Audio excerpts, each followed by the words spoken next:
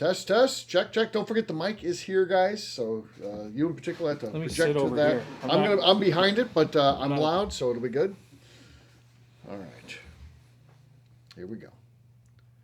Welcome to the Bourbon Daily, the podcast about everything bourbon delivered to you every day of the week. Today we have a special show because we're going to be trying some 1963 Old Fitzgerald.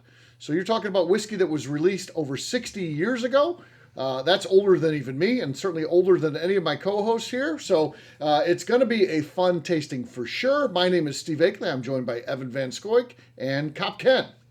Is that what we should call you? I don't know what. It's a weird thing, right? I don't know. It's Detective Ken now. I think Cop Ken's good. Cop Ken. Yeah, it's general. Nobody can find me. Right. I'm supposed to find them. So it's exactly. Perfect. Okay. So that's what we're going to go by. That's not what we know you by in the store. But that would be your public persona name, and again, I have to respect that because again, my dad was a police officer. I get it.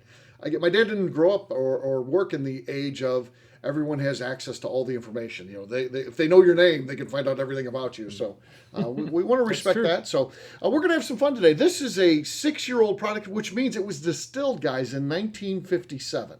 1957 distilled, released in 63. I've had this for a while and been wanting to do a show with it, so you guys happen to show up at the ABV Barrel Shop today. Customers number 1 and 3, respectively, you get to try this stuff. So it's going to be fun. But before we get to that, I want to talk to you guys about the proper way to greet someone, because I think this is going to be a training class. You guys are going to participate in a training class. So I do this here at the ABV Barrel Shop. When someone comes in, I walk up to them and I extend my hand and say, hello, my name is Steve.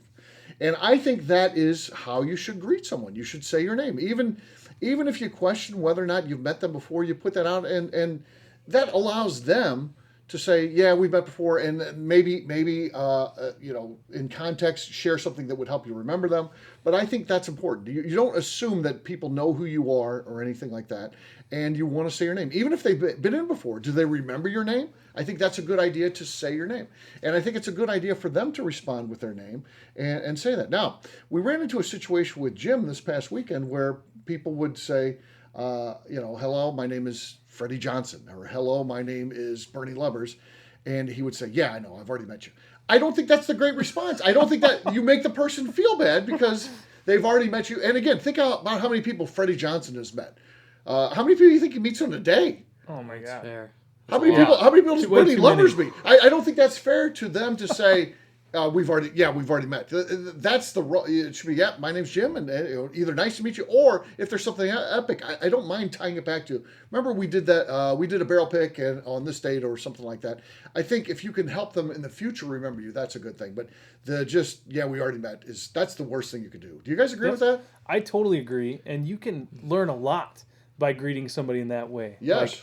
I learned early in college that when you shake somebody's hand, you don't have to let go.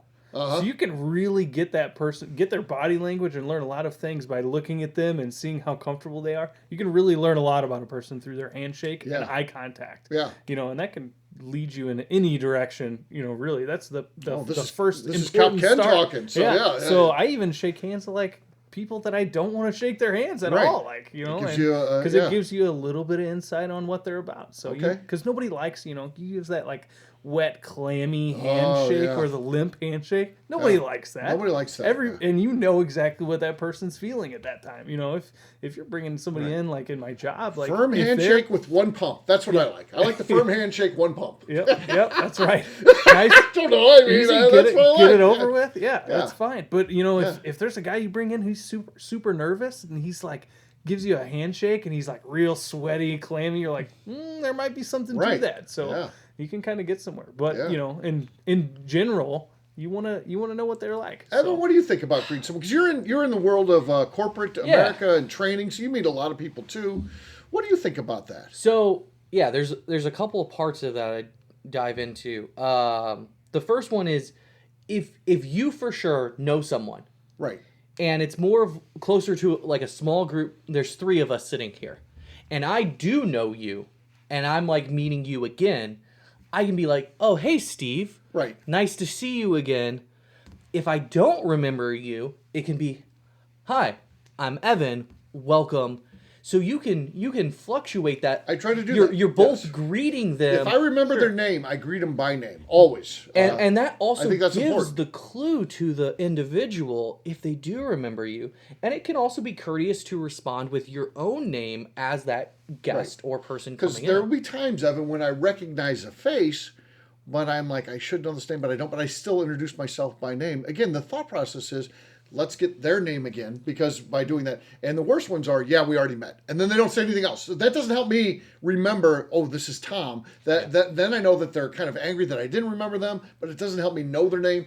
It should be, you should always help your fellow human and be like, yeah, okay, my name's Tom. We met. I've been in here, but it's been a while. Whatever, that's fine. I have the idea of let someone off the hook. Don't just be like, yeah, we already met. So where they start feeling bad. And you That's can give right. them And if Tom welcome has back. a sweaty, clammy hand, you're gonna remember Tom. Oh yeah, yeah. Then yeah. So you'd be like, you'll touch his hand, you'd be like, oh, you're Tom. I You can remember you him for the wrong specifically. reasons as well, for sure, for sure. Well, and you know what? A handshake's not always the right thing because, again, you have to think about you're here in the shop. Sometimes you're behind the bar. Right. A wave, a fist bump. There are multiple An ways you acknowledgement. could greet. Yeah, you just want to acknowledge them appropriately. Sometimes the handshake is the right thing to do, but it's not Today always I'm in working each by situation. myself, so yes, in this, and if I've got customers at the bar, I can't be like, okay, I got to leave you guys. Your time's important, but it's still, I could still be talking to you and give a hello to someone who walks in the door without sure. going over and shaking their hand. But I don't want to just leave them over there by themselves and be like, I walked in and no one even said anything to me, and then they leave. So I never want that. We only had that happen one time, total accident. Two people walked in together, and we've had many couples come in. It was a male and a female, and we thought this is a couple. And sometimes there's what we call the trailing spouse. They're not interested. This person just walked around. It was a guy and woman come in at the same time. The woman's just walking around the store, and we thought, well, I get it. She's trailing spouse, and she doesn't want to be here. And we said hello as she came in, but we didn't ask if she's interested, want to taste anything, because she didn't engage with us. She just kind of walked away, looked around, and then she walks out, and we thought, wow, oh, and then she jumped in a car. And the other guys, and the guys still here, were like, ooh, that was a mistake. We never want to do that. That was bad. That was the worst thing we've ever done with the customer. We should make sure we talk to everyone. That was the wrong thing. That was a bad thing. That was a learning moment for us. You could also go too far the other direction, though, is there are some chain restaurants you might walk into, maybe kind of like a fast casual style. Right. And their, like, company directive is to say, like, a line like, hi, welcome. And then all of a sudden you walk in and there's a, like, chain chorus of, hi, welcome. Oh, hi, welcome. Hi, and Right. and it's just too much. It almost defeats the It's purpose. forced. It's too forced. And they're not actually greeting you. Right. So you need to find that right balance. Yeah. I think the handshake makes it personal. It makes you really think about who you're talking to and how you're That's talking why I do to it. them. So I think That's the why I do handshake's it. good. I've And tried to sometimes shake it I has get hands that. support of the elbow. Have you done the handshake with a nice elbow support? How are you Ooh, doing? I'm not so. You don't I'm not like to so go for the sure. forehand at all? That's two touches on I one think if you handshake, do the 2 points of touch on the contact is hand, too much for you? Yeah. If you go over or under the hand, that's okay. But the elbow, you're getting in my business. You're starting to go. I don't You're know starting if to It get too lets close you know to the core. I'm don't know if comforting and reassuring. Yeah, I don't know. I don't know about that. I don't know about that one. Well, don't Bottom line, try to it with me, strangers. to me, the takeaway is the answer is never. Yeah, we met before. That's you don't do that. You don't do that to people. Not with any context other than we met before, and then turn away and go about your. Oh, that's bad, right? That's bad. Fair. All right. What we're gonna do next? We're gonna take a quick break, and then when we come back during the break, we're gonna pour this stuff, and when we come back, we're gonna nose it, and then we're gonna taste it. It could be fantastic. It could be horrible. We have no idea. I don't know much about this beyond it's a 1963 old Fitzgerald, but we're going to taste that in just a few. All right, let's just pour this out. All right. Do you want to do any pretend old- cork pops that's, over here? older than my father and mother. Yeah. Check that out. We can grab 3 bottles and just pop them. So he's like, well, I only have 3/5 of this. I'm sorry. Yeah. All right, I think that's as equal as I can get it. I'm going to use the restroom. All right. So what do you think, Steve? You want to do just 3 bottles for we a can pop? do 3 cork pops. All just right. for fun. All right, that was your winner. You get to look at you. You get to use Starlight. Starlight. Or would you prefer Peerless? No, I'll go with the Starlight. It's going to lose because of the cork the, style. The cork style is bad. They're not bad the first time you open it, but then after that one's not good. All right, from here. I got backboard, so I should make it. Nope. As soon as I let it go, I knew I had too much downward. Rough angle. That was bad. I was straight on with the shot. See, here's the problem. You didn't yell out a shooter's name like Kobe. Oh, okay. You got to call it out, and Call it out. Okay. he'll help you from R.I.P. Oh, you're not using this part, are you? No. Okay. Yeah, I was just joking around. Yeah, I don't know. I haven't yelled out Kobe since he passed. Yeah. I don't know if that's weird. Is it less respectful now that he's gone, or is I it? think it's respectful. Yeah, I think it's good. I mean, we did it because he's a great shooter, Right. right? And you want to channel Kobe's. He doesn't want to be skill on forgotten. top. Yeah. Yeah, he wouldn't want to be, right? I wouldn't think so. I didn't know if it was in bad taste to do it anymore. Like if we should choose somebody else's name. Yeah. But it's a way of keeping him alive. I like that. Yeah. Remember how I told you I smelled mint? It's the damn soap in there. Oh yeah. Yeah. There is soap in there. It's Yeah. fucking peppermint. Yeah, it is I peppermint. was like, what is that? Well, did you go to the I bathroom smelled it. before? You were Yeah, I there did twice? So Sure. since you Second went to the restroom, you got third pick on the bottle that you're using for cork You're pop. using that one. So we are going to do a cork pop just to keep the tradition. So I'm going to bring it back. We'll do cork pops and then taste our. All right. All right, everybody, welcome back. Again, my name is Steve Akeley. I'm joined by Evan Van Scoik and Cop Ken. We are here at the ABV Barrel Shop Tasting Bar. And just for fun, Evan wanted to do a cork pop. He had brought some bottles in to sample, and we're going to pop them just to keep the tradition alive of popping corks on the Bourbon Daily. So, Evan, we're going to let you go first. What do you got, and what are you popping there? All This right. is we're going to be drinking the Old Fitz, but we're Yeah, I popping brought this. in 3 double oaked bottles today. So I'm going to be popping the cork of Nulu double oaked. Okay. Okay. Decent. I did hear a lot of bar activity there, though. I was, so, all right. Ken, what do you got? I have Peerless Double Oaked. Do you know what kind of flavor this one is? Just random? You know they name them all, right? No? I don't know if it. I think that's It's just only double single oaked. barrel. all right, double just oaked. standard Double Oaked. That was good. Pretty That's good. got the lead, actually. Very nice. I'm Pretty surprised solid. by that. All right, I've got Starlight here. So, yes, this is... Evan, Starlight's your favorite, right? It's up there. Is Nulu or Starlight better? Typically. Not I know we did this day. I'm talking in I general. like the variety of Starlight. Okay. It's also hard for me not to choose Stumpies. I have a Okay. lot of connections there, Okay. including the wife, so I wouldn't want to disrespect anybody, but Right. it's probably Stumpies then Starlight. I'll stick Okay. with the S's. All right, here we go. Here's mine, Starlight, double oaked. No, Ken got it. Ken. We would have thought It the was solid. Peerless Took was- it down. Yeah, you got it. So congrats, Ken. Here we All go. right, let's go with our old 63 Old Fitzgerald here. Again, distilled in 1957. 1957. This is Kentucky straight bourbon. I've had this for a while. I bought this for I didn't know what I was gonna do with it. Maybe the contest or something like that. Back in the day, I just held on to it, and now I've got it for you guys. So on the Smells nose, fantastic. yeah, smells like a dusty. It's got some dusty funk going on there for sure. Still has it's good richness though. Yeah. There's It's held up. there's caramels there. It smells like it's gonna taste good. Big for big sure. caramel. Big caramel notes.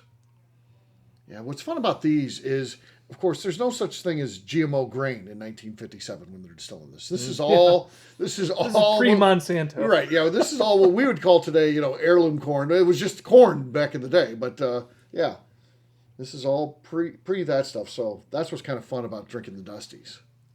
All right, we ready? Let's cheers this one. Cheers, guys. Let's taste it.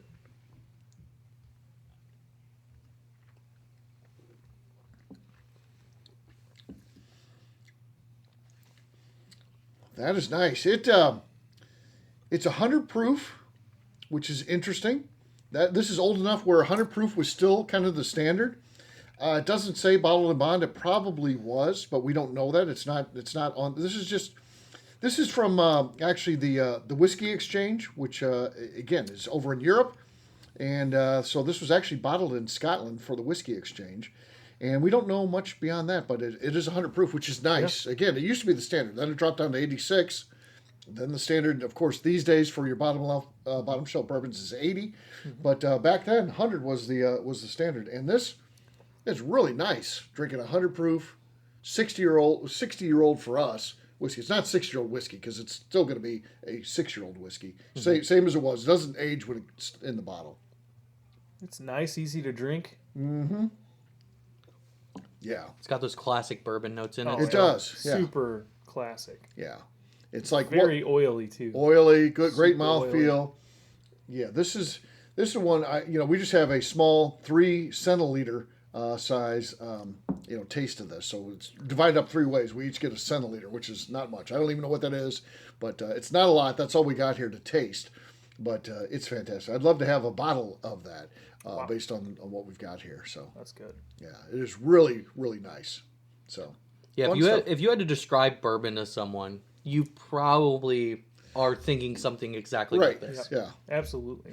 This is a whiskey nobody can hate. Yeah. Mm-hmm. It's fun being able... What's so fun about bourbon is you can taste history. You can go back and taste something that was made in 1957, and it tastes as fresh and as good as it did back then, which is amazing. This is like, our grandparents, our great-grandparents, this would have been something they would have bought, and we're able to taste it today and with no loss of flavor or anything like that. It's great. I agree. Yeah. Fantastic. Yeah. It's a nice one. Good stuff. Really enjoyable. Thanks, you guys, for being part of this. And just a lucky day for you. You guys show up at the ABV Barrel Shop on the right day. Perfect. It wasn't like I called you and said, are you willing to come in to taste a 63 Old Fitz? You just showed up. And that's how we did it. Yeah. So, yeah. That's the benefit for being here, being local. Here, being a syndicate member. Yeah. Being here. Membership has its benefits. It does. It does. So does. We'll wrap this one up, as we always do, by talking about where people can find us. Evan, we'll start with you. People want to follow your journey. Where do they need to go? Yeah, you can find me on Facebook or Instagram, Wit Wisdom Whiskey. All right, Ken. You can't find me. I find you. Fair enough. For me, I'm an easy guy to find. I'm at Steve Akeley on Twitter, Instagram, or Facebook. I've got a website, steveakeley.com. We've also got a company website. That thing's abvnetwork.com. Check it out. Everything that we do is out there. Previous shows, blogs, so much more, abvnetwork.com. And please come by and see us. If you're in St. Louis, the ABV Barrel Shop, where we're hanging out right now. Again, you never know what's going to happen. Today, we're tasting some 63 Old Fitz. And it could be anything like that going on at any given time. We just had a sales rep in here tasting a bunch of different tequilas and mezcals. That kind of stuff happens. You just happen to come in at the right time. You can taste it too. So check us out, abvbarrelshop.com.